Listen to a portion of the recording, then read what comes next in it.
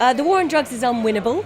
Everyone I've ever spoken to through many different types of law enforcement and intelligence communities knows that the war on drugs has been lost already. They know that prohibition is a failed policy.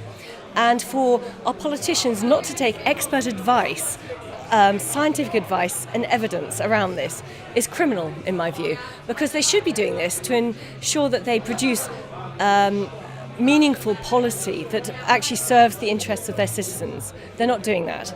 The war on drugs has been a very useful tool, though, for military intervention by countries like America and the continents like the EU to intervene militarily or secretly or covertly or in trade agreements with countries around the world, which screws up their economies, which destabilizes whole regions and causes hundreds of thousands of people to be killed in the violence that ensues from the failed war on drugs.